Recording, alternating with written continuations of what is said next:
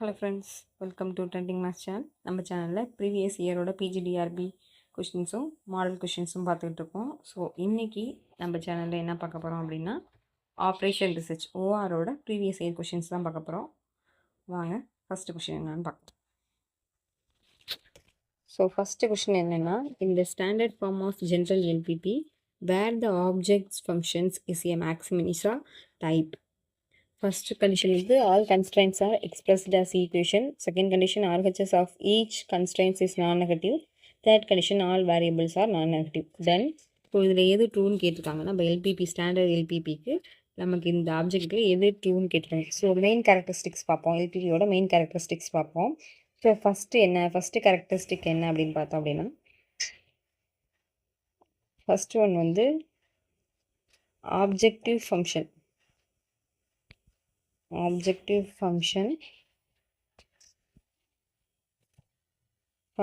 is of maximization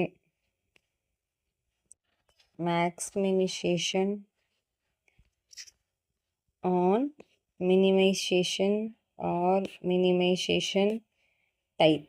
so objective function வந்து maximisation இல்லைன்னா minimisation டைப்பில் இருக்கணும். ஸோ அடுத்தது வந்து செகண்ட் கண்டிஷன் கேரக்டரிஸ்டிக் என்ன அப்படின்னா, all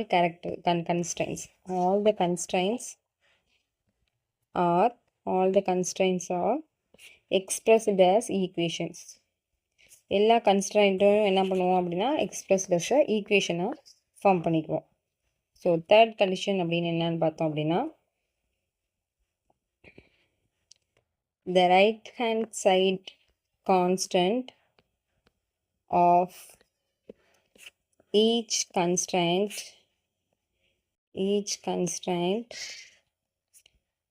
is non-negative.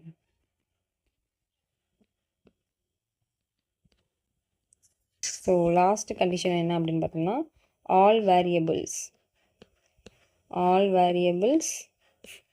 are non-negative. So எல்லா வேரியபிளுமே நமக்கு என்னவாக தான் இருக்கும்னா பாசிட்டிவாக தான் இருக்கும். ஸோ அதுதான் நான் நெகட்டிவ்னு சொல்லியிருக்காங்க. ஓகே, இதனால தான் மெயின் கேரக்டரிஸ்டிக்ஸ் ஃபங்க்ஷன். ஸோ இங்கே என்ன கொடுத்துருக்காங்கன்னா, all constraints are expressed as a equation. So second condition கொடுத்துருக்காங்க. ஸோ ஃபஸ்ட் ஒன்று ட்ரூ. நெக்ஸ்ட் வந்து RHS of each constraints is non negative. இதுவும் ட்ரூ. ஸோ தேர்ட் கண்டிஷன் அதான் ஆர்ஹெச்எஸில் நான் நெகட்டிவ், எல்லா கன்ஸ்ட்ரைன்ட்டுமே நான் நெகட்டிவாக தான் இருக்கும். So second condition true. அடுத்தது லாஸ்ட் ஒன் என்னன்னா, all variables are non negative. இங்கே கொடுத்துருக்கிறது லாஸ்ட்டில் all variables are non negative. So 3 கண்டிஷனுமே நமக்கு true. So all 3 are true. Option D தான் நம்மளோட ஆன்சர்.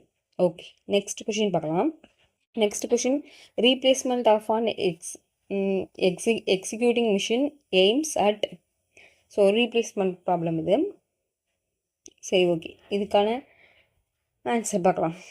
ஸோ ஃபஸ்ட்டு வந்து replacing of the executive machine AIIMS, அதோட எய்ம்ஸ் என்ன அப்படின்னு பார்த்தோம் அப்படின்னா, ஸோ ஃபஸ்ட்டு எய்ம் என்னென்னா, மோர் automation and lesser dependence on workman. So first one. Second one என்ன அப்படின்னு பார்த்தோம் அப்படின்னா,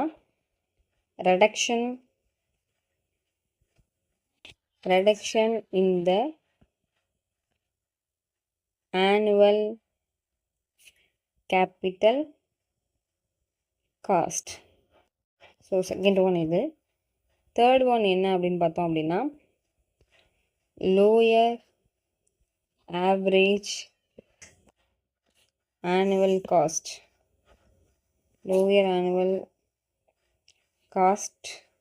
of using the machine. So இது 3 தான் அதோட முக்கியமான எய்ம்ஸ். ஸோ இங்கே என்னென்ன இருக்குன்னு பார்ப்போம். More automation and lesser dependence are workmen. So first one true. அடுத்தது reduction in the annual capital cost is true. So இதுவும் எய்ம்ஸில் இருக்குது. ஸோ அடுத்து last one, lower average annual cost of using the machine. So இதுவும் true. So all 3 are true. Okay, next question பார்க்கலாம். A feasible solution to a m cross n transportation problem contains. ஒரு feasible solution m cross n transportationல problem contains என்னவா இருக்குன்னு சொல்லியிருக்காங்க. So exactly m plus n minus 1 non-negative allocation. No more than m plus n minus 1 non-negative allocations. Less than m plus n minus 1 non-negative allocation. Exactly m plus n non-negative allocation. So transportation problemல allocation பண்ணுவோம் இல்லையா? So அதை பற்றி தான் இந்த question. So feasible solutionல எப்படி இருக்குன்னு தான் கேட்டிருக்காங்க. ஸோ ஒரு feasible solutionல transportation problem வந்து basic feasible solutionாக இருந்துச்சு அப்படின்னா if it is contains no more than m plus n minus 1 non-negative allocations. So இதில் mங்கிறதுனால நம்பர் ஆஃப் ரோஸு என்னங்கிறது நம்பர் ஆஃப் காலம்ஸ்ன்னு சொல்லுவோம். ஸோ நோ மோர் அதிகமாக இருக்கக்கூடாது, m plus n minus 1 non-negative allocation தான் இருக்கணும். ஸோ ஆப்ஷன் பி தான் நம்மளோட ஆன்சர். ஓகே, நெக்ஸ்ட் கொஷின் பார்க்கலாம். The economic order quantity of an item which cost ₹4 each is of its annual consumption if the procuring cost is ₹36 and carrying cost is 1.5% per month, the economic order quantity is. So economic order quantity கேட்டிருக்காங்க. EOQ கண்டுபிடிக்க சொல்லியிருக்காங்க. So EOQக்கு formula என்ன அப்படின்னு பார்த்தோம்னா EOQ is equal to root of 2D CS divided by C1. இதில் D அப்படிங்கிறது demand, annual requirement. ஓகேவா?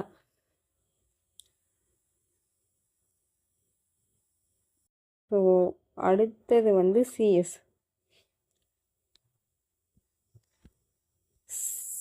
பார்ப்போம்.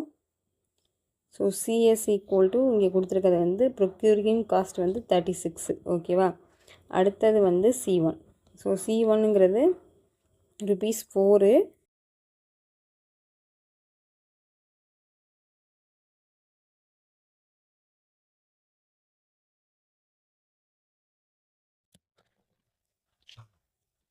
ஸோ ₹4 1.5%ல் கொடுத்துருக்காங்க, பர் இயருக்குன்னு கொடுத்துருக்காங்க. ஓகேவா? ஸோ இதை C1 கால்குலேட் தான் பண்ணுவோம். ஸோ C1 எப்படி கால்குலேட் பண்ணுவோம் அப்படின்னா C1 is equal to 4 × 15 divided by 1000.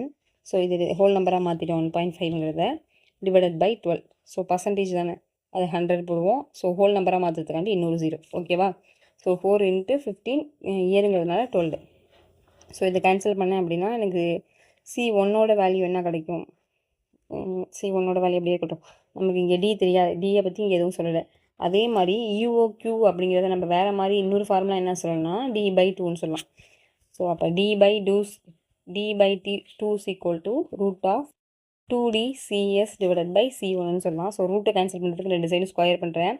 அப்போ D/2 whole squared is equal to 2D CS divided by C1. ஓகே, இப்போ CS C1 வேல்யூ தெரியும். ஸோ சப்ஸ்டியூட் பண்ணுவோமா? 2 × D வேல்யூ தெரியாது, D × CSோட வேல்யூ 36 டிவைடட் பை C1ஓட வேல்யூ என்ன இருக்குது? 4 × 15 × 12 டிவைடட் பை 1000 இருக்குது. ஸோ ரெசிபிரேக்கோரில் போகும்போது இன்ட்டு இங்கே 1000 வந்துடும். ஓகேவா? இங்கே D/4ன்னு வந்துடும். ஸோ இந்த 4 கேன்சல் பண்ணிக்கலாம். இங்கே கேன்சல் பண்ணால் இங்கே 6, இதை கேன்சல் பண்ணோம்னா இங்கே 6. ஓகேவா? ஸோ இதை 3ஆல் கேன்சல் பண்ணோம்னா இங்கே 5, இங்கே 2 வரும். இப்போ இதை கேன்சல் பண்ணோம் அப்படின்னா 200 வரும். ஸோ பேலன்ஸ் என்ன இருக்குது? 200 × 2. ஸோ அப்போ D is equal to 400ன்னு வந்துடும். ஓகேவா? D is equal to 400ன்னு வந்துடும். நமக்கு D வேல்யூ தெரிஞ்சிருச்சு. இப்போ EOQ is equal to என்ன வரும்? D/2ன்னு வந்துடுமா? அப்போ 400 டிவைடட் பை 2 கேன்சல் பண்ணோம் அப்படின்னா 200. EOQவோட வேல்யூ 200. ஸோ ஆப்ஷன் ஆன்சர் என்ன அப்படின்னு பார்த்தோம்னா சி. ஆப்ஷன் சி தான் நம்மளோட ஆன்சர். ஓகே, நெக்ஸ்ட் கொஷின் பார்க்கலாம். The formula for Pn under MM1 NFCFSல. ஸோ Pnோட formula Pn is equal to 1 minus rho divided by 1 minus rho power n plus 1. எந்த மாடலில் MM1ல் FCFSல ஓகேவா. So Pn is equal to 1 minus rho divided by 1 minus rho power n plus 1. So option B தான் நம்மளோட answer. Next question, the value of the game whose payoff matrix of A is given below. So ஏங்கிற matrix கொடுத்துருக்காங்க, இதோட pay off அதாவது value of the game value கேட்டிருக்காங்க. So value of the கேமுக்கு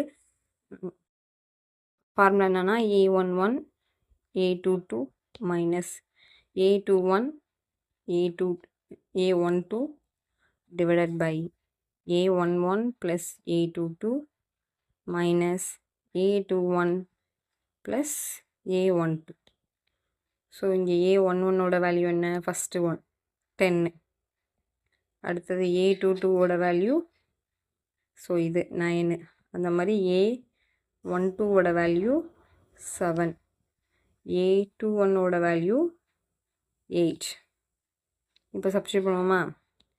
இப்போ V is equal to A11 10 into 9 minus 7 into 8 divided by 10 plus 9 minus 7 plus 8. So multiple பண்ணோம்னா 19 minus 56 divided by add பண்ணோம்னா 19 minus 15. So இங்கே என்ன வந்துடும்னா minus பண்ணேன் அப்படின்னா 34 divided by 4னு வந்துடும். கேன்சல் பண்ணோம்னா 8.20 வரும். So 8.5. So value of the game வந்து 8.5. ஆப்ஷன் ஏ தான் நம்மளோட answer. Okay, next question, if the critical path of a network, ஒரு நெட்வொர்க்கோட கிரிட்டிக்கல் பாத் கொடுத்துருக்காங்க. ஸோ கிரிட்டிக்கல் பாத் என்ன சொல்லியிருக்காங்கன்னா 1 to 2, 2 to 3, 3 to 4, 4 to 6, 6 to 7, இதுதான் கிரிட்டிக்கல் பாத்னு சொல்லியிருக்காங்க. And the variance of the paths 1 to 2, 2 to 3, 3 to 4, அதாவது variance அந்த பாத்ஸ் இருக்கு இல்லையா நெட்வொர்க் டயக்ராமில் உள்ள நெட்வொர்க்குக்கு ஆனால் வேரியன்ஸ் வேல்யூ கொடுத்துருக்காங்க. ஸோ 1 to 2க்கு 3, 1 to 2க்கான வேல்யூ 3, அடுத்தது 2 to 3க்கான வேல்யூ 6, 3 to 4க்கான வேல்யூ 5, நெக்ஸ்ட் இருக்கிறது வந்து 4 to 5, 4 to 5க்கான வேல்யூ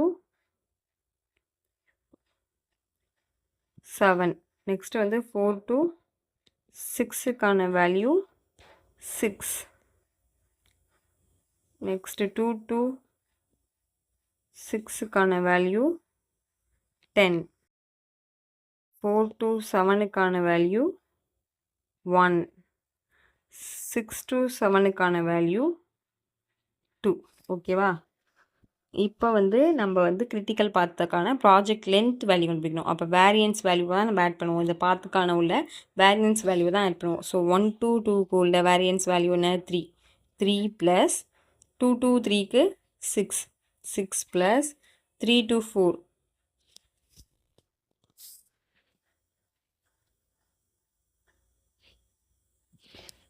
3 to 4 வேல்யூ உள்ள வெயிட் பண்ணுவாங்க. அடுத்தது 4 to 6, 4 to 6க்கு 6 plus 6 to 7, 6 to 7க்கு 2.